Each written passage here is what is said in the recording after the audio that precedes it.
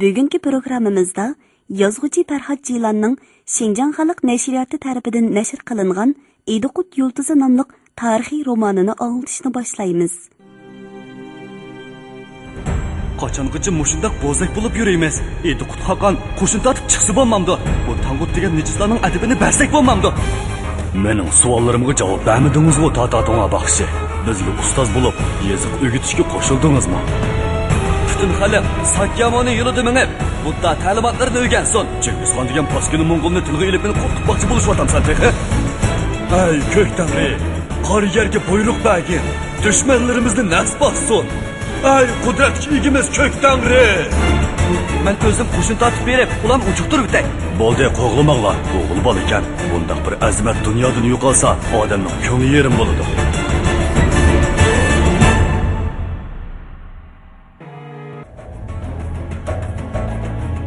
Bu yerdagi xalq o'mkan, tinchlikni qadrlaydi ekan.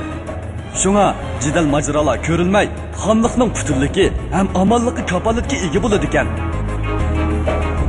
Daminglar xavotir bo'linglar. Qochqin jinoyatchini ko'rgan yerda tutinglar yoki bizga ma'lum qilinglar. Xizmat ko'rsatganlarga oltin kumush ilhom qilinadi. Agar kimda-kim jinoyatchini yoshirsa, shuning kallasi ilinadi. Qudratli ulug' hammaga qodir Tangri. Odamning qisosini ilishimga ijozat bergaysan. Qisos ilohiy, menga madad bergaysan.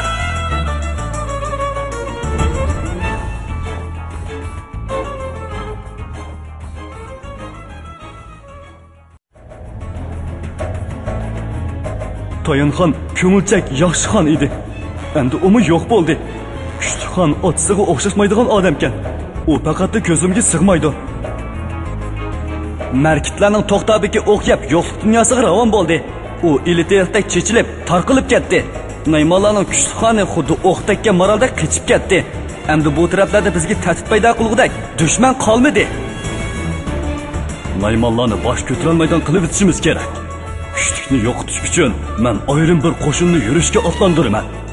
Lekin Jamuqa nega ketdi? Buni bilmadim.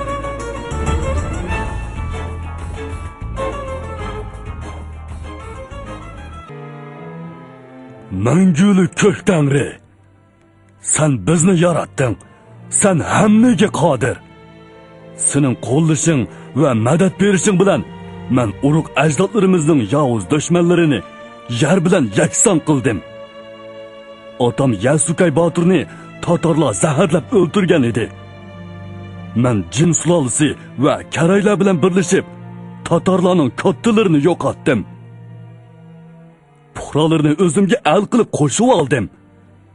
Keyin taqdirning o'zgarishchan shamollari mening umid va ishonchimni ostin-ustin qilib atdi. Karaylarning To'g'rul Van xoni marhum otamning qo'l berishgan do'sti edi. Jamuqa Botur mening bolalik davrimda qo'l berishgan eng yaqin do'stim edi. Endi ularning har ikkisi menga dushman bo'ldi. Ular gumon va hasadning qomchilishi bilan meni yo'qotmoqchi bo'lib, qo'shin tortib chiqishdi. Ay mangulik ko'k tangri. Sening qudrating bilan men ularning har ikkisini mag'lub qildim. To'g'rul Van xon mendan qochib Oltoyga borgan edi. Naymonlar tarafidan o'ldirildi. Jamuqami Oltoyga qochib berib, Naymonlar bilan birlashdi. U endi Naymonlarning Tayon xonini kushkurtib, yana men bilan urushmoqchi bo'lyotdi. Ay mangulik ko'k tangri, menga madad bergin. 9 quyruqli oq bayroqimga g'alaba ato qilgin. Ko'k osmon, qo'ng'ir yerni menga yordamga solg'in. Yaxshi yomon ruhlarning hammasini dushmanlarimni tiz pishtirishga avatgin. Ay mangulik ko'k tangri.